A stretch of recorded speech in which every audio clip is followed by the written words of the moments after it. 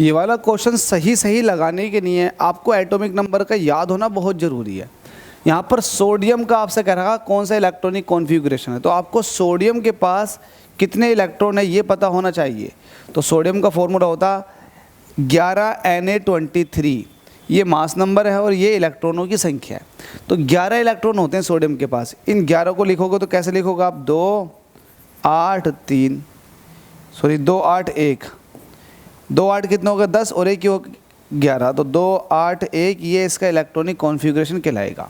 ठीक है, आपको मैं शॉर्टकट सा बता देता हूँ।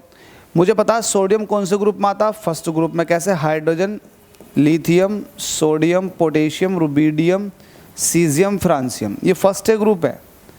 ये फर्स्ट ग्रुप वो होता है जिसके आउटर मोस्ट शेल में इलेक्ट्रॉन 1 होते हैं। अब इसका देखो आउटर मोस्ट शेल 8 इलेक्ट्रॉन, ये तो होगा नहीं। इसके भी आउटर मोस्ट शेल में 8 इलेक्ट्रॉन, ये भी नहीं होगा। इसके आउटर मोस्ट शेल में 1 इलेक्ट्रॉन, ये पॉसिबल है। आउटर मोस्ट शेल में 1 इलेक्ट्रॉन, ये भी पॉसिबल है। लेकिन शुरुआत जो होती है भरने की वो 200 होती है, ये 800 हो रही है। तो बाय डिफ़ॉल्ट ये गलत हो जाएगा, तो ये सही हो जाएगा। देखो मैंने बिना कॉन्सेप्ट लगाए ही सोल्व कर दिया इसे।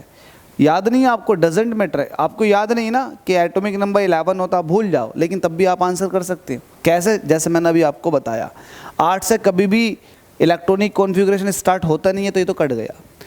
2 से शुरू होता, लेकिन आउटर मोस्ट शेल में सोडियम के, लिथियम के, पोटेशियम के, रुबीडियम के, सीजियम के, सबके आउटर मोस्ट शेल में 1 इलेक्ट्रॉन होता।